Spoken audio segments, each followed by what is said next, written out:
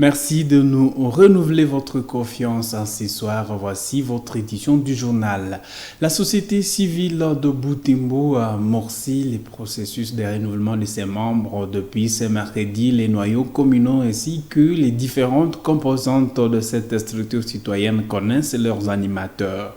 En santé, dans moins d'une semaine, le gouvernement congolais pourra déclarer la fin de la 12e épidémie d'Ebola en ville de Butembo ainsi qu'au territoire de Lubero. Cependant, les journées villes mortes ainsi que la situation sécuritaire instable n'ont pas permis de faire des enterrements dignes et sécurisés dans ces contextes d'épidémie. C'est tout pour les titres. Ainsi que je vous le disais au sommaire, les animateurs de noyaux communaux et ceux de différentes composantes de la société civile de Butembo ont été élus ce mercredi 28 avril 2021. C'est après des élections pour le renouvellement des animateurs de la coordination urbaine de la société civile de Butembo arrivé fin mandat depuis l'année dernière. Détail avec Isabelle Angaïmouka. Ces élections ont eu lieu ici dans la salle flambeau de la cathédrale Mater Ecclesiae de Butembo. Plus de 17 organisations ont pris part à cette activité.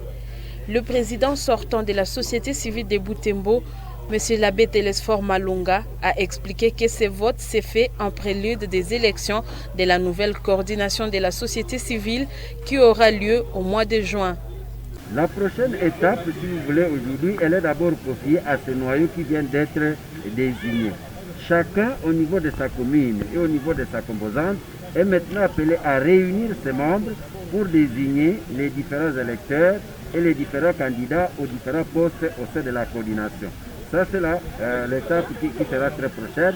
Et la dernière étape, normalement, ça devrait être maintenant celle de l'élection des nouveaux animateurs de la coordination urbaine de la société civile. Et là, justement, pour montrer la solennité de cette étape, à principe, nous invitons les membres des coordinations voisines, d'ailleurs sous la surveillance de la coordination provinciale. Donc, c'est ce que nous allons maintenant entreprendre, qu'on désigne les électeurs et les candidats pour aller finalement à l'élection de toute la coordination urbaine. Nous envisageons, d'après ce qui vient de sortir de cette séance d'aujourd'hui, le faire au dernier samedi du mois de juin qui correspond au 26 juin prochain. Donc, c'est à peu près dans 2 mois que nous devrions avoir à renouveler la coordination de notre société civile en ville de Butembo. Évariste Mwenke, journaliste à la radio Moto Butembo Béni, élu président de la composante média, a promis travailler en collaboration avec les restes des composantes. Nous osons croire que nous allons travailler d'arrache-pied pour que cette composante puisse aller de l'avant. Nous allons chaque fois collecter, traiter et voire même diffuser les informations qui sont fiables, que nous allons devoir dénicher auprès de nos sources d'informations. Je crois que nous resterons en étroite collaboration avec les autres composantes, tout comme le noyau qui a été élu aujourd'hui. Nous pensons que nous allons chaque fois donner les informations de la base jusqu'à notre niveau où nous assumons déjà la présidence de la composante presse et médias en ville de Butembo. Sur les 13 composantes de la société civile, 11 ont désormais de nouveaux animateurs, alors que les 4 communes de la ville qui correspondent aux 4 noyaux connaissent aussi les leurs. Et dans moins d'une semaine, le gouvernement congolais pourra déclarer la fin de la 12e épidémie d'Ebola en ville de Butembo ainsi qu'en territoire de Béni.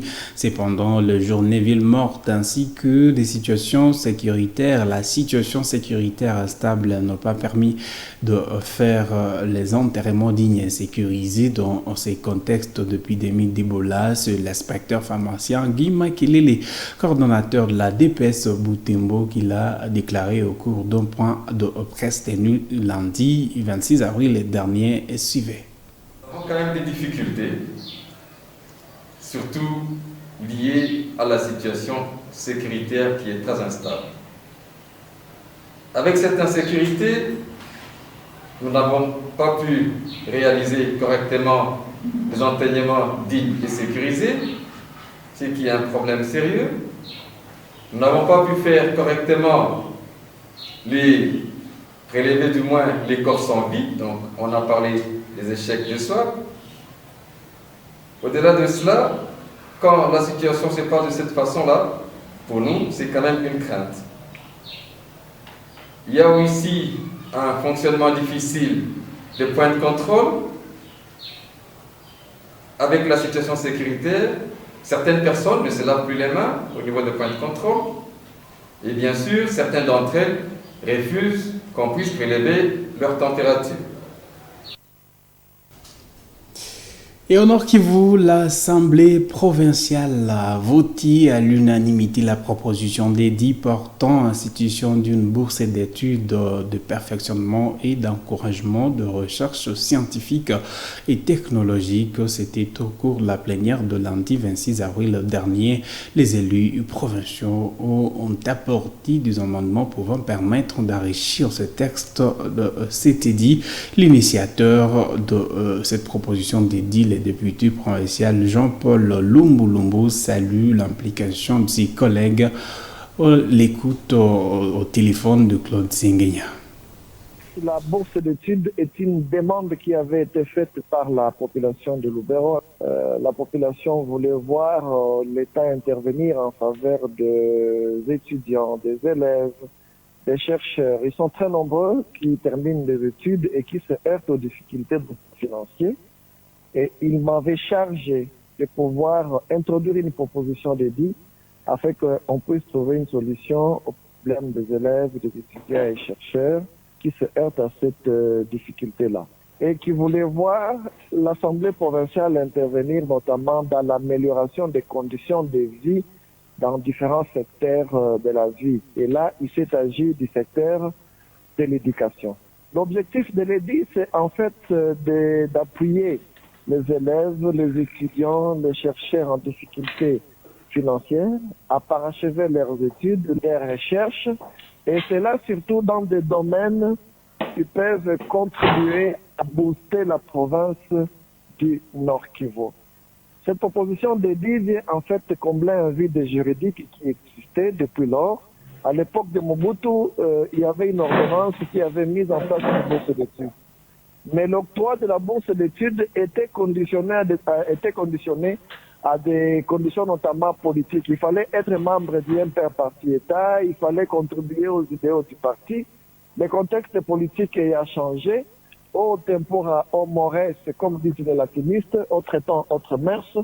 Il fallait adapter la bourse au contexte politique et constitutionnel actuel.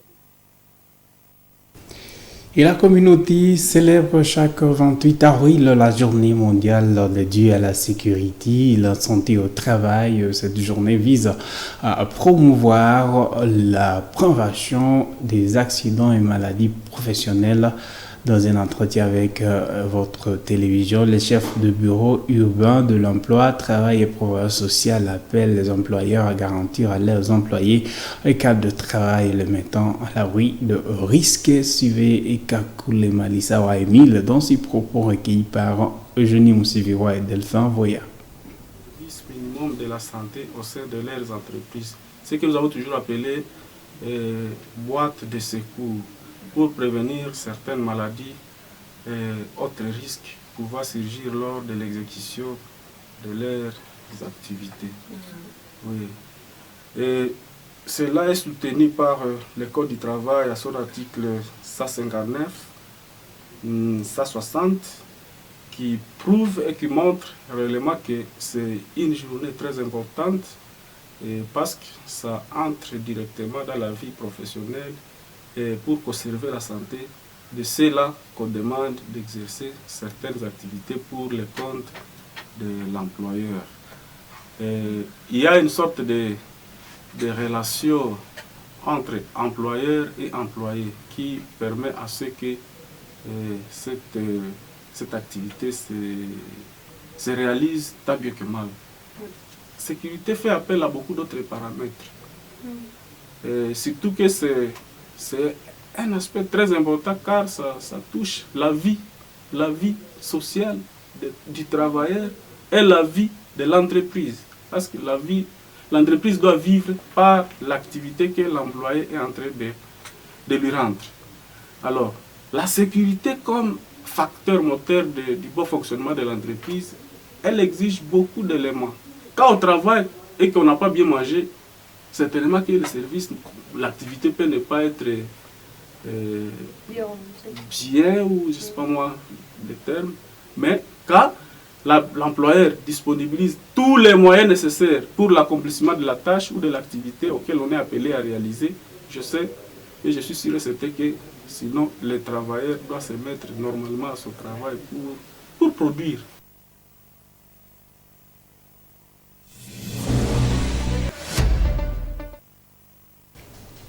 Début ce mercredi 28 avril, la phase retour de préliminaire du championnat provincial du Nord Kivu au site de Butembo. De rencontres ont vécu à cette occasion au stade Van Nevel. L'US Kozaki de Butembo poursuit sa belle campagne. Elle s'est imposée par la plus petite de marque mais précieuse d'1-0 face au TP Mirage de Kirumba, consolidant ainsi sa position de leader au classement. 2 heures avant cette rencontre, l'ASI Kapako a fait jeu nul de 2 buts partout face à l'US Kiondo. Joël Tali pour le commentaire.